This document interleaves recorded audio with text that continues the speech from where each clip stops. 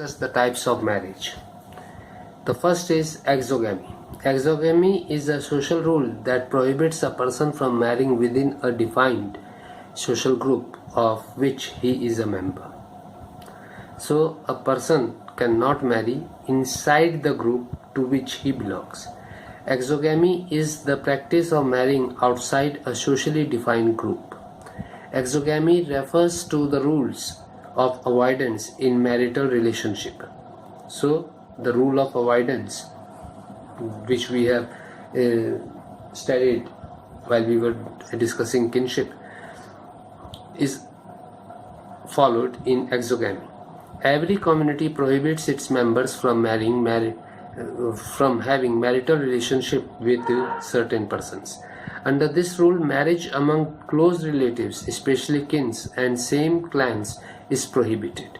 So, marriage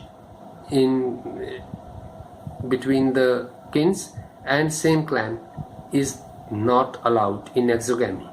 In Hindu marriage, Gotra and Sapind are such exogamous groups. So, among the Hindus, the Gotra should be different. One cannot marry in the same Gotra, and one cannot marry in the same Sapind.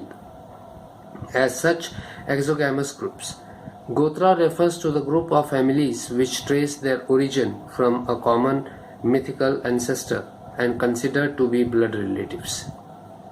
So, Gotra is where the family is traced,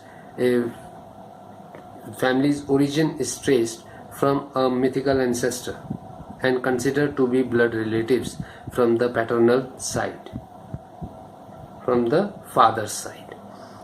Sapind means that persons of 7 generations of the father's side and 5 on the mother's side cannot intermarry. 7 generations from the paternal side and 5 from the maternal side cannot marry each other. In northern India, in some areas, a girl and boy from the same village are not permitted to marry because the village is considered to be one unit and all the people are considered to be belonging to one large family. And in northern India, even a person of a village cannot marry a girl of the same village because the village is considered to be a single unit. Then incest taboo, an example of exogamy. Prohibition of sex relationship between the primary kins is called incest taboo. Marriage of father, daughter, mother, son, brother, sister is prohibited in every society. However, in ancient Egypt, brothers and sisters used to marry, but this is an exception. Exogamy exists because the family is an organized group in which members occupy a definite set of mutual status and interact according to definite behavioral patterns. If the incest taboo do not exist, it would lead to confusion in the organization of kinship, different status, roles and relationships. Any violence of incest taboo is treated as an offense or sin, and the offender is liable to a severe punishment. The traditional belief is that the violation of incest taboo is also supposed to be visited by punishment from nature. So incest taboo is the marriage between the primary kins, which is prohibited in the Hindu religion and in most of the societies of the world. In ancient Egypt, it was practiced up to a certain extent. The prohibition was due to 2 causes. Firstly, if near relatives marry, their deaths are transmitted with aggravation to their offsprings, and secondly, the fears they may be clandestine love affairs and consequent loss of morals.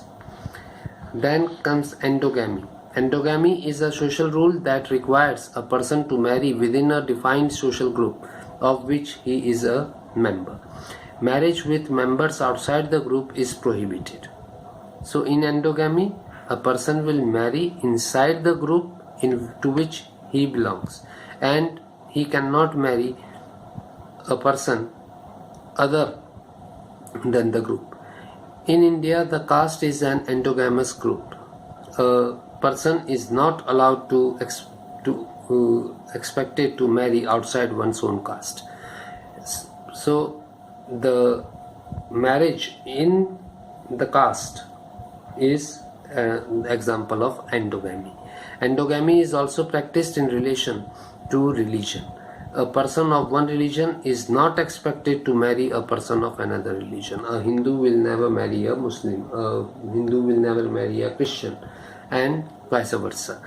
The causes of endogamy are: number 1, racial purity; number 2, geographical separation; number 3, religious differences; number 4, cultural differences; and number 5, sense of superiority or inferiority. Advantages of endogamy: it tends to maintain the sense of unity within the group. Number 2, women are happier within their own group as they do not suffer. Whatever are the problem, they can share it, the group members, easy. Other people do not gain authority over the group's wealth. 4th, the business secrets of the group are kept intact. 5th, purity, homogeneity and numerical strength in the group is maintained. 6th, traditional culture, language and traditions are preserved. The defects of endogamy: number 1, endogamy encourages groupism and caste system, and thus the unity of and status, the unity of.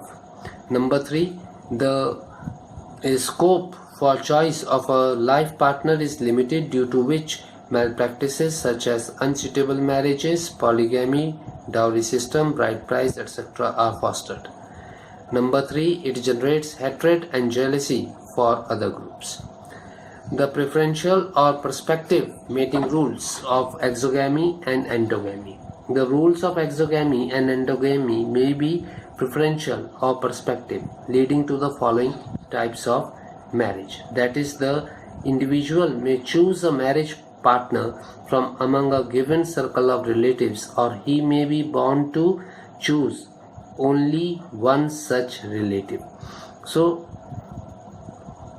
in case of exogamy and endogamy, there are certain mating rules which are to be followed. A person has to choose his or her life partner. Number 1, cross-cousin marriage. Cross-cousin marriage is the marriage of two individuals who are children of siblings of opposite sex. For instance, when a man marries his mother's brother's daughter or his father's sister's daughter, it is called as cross-cousin marriage. This kind of marriage is sometimes insisted upon, and man has no choice except to marry his cross-cousin. So, when there is marriage between two individuals who are children of siblings of opposite sex, for instance, father's brother's daughter or father's sister's daughter, such type of marriages are allowed where only in exceptional cases. Then parallel cousin marriage. Parallel cousin marriage is the marriage of two individuals who are the children of sibling of the same sex. For instance, when a man marries his mother's sister's daughter or his father's brother's daughter, it is called parallel cousins marriage. Then levirate. Levirate is the practice of marrying the deceased husband's brother.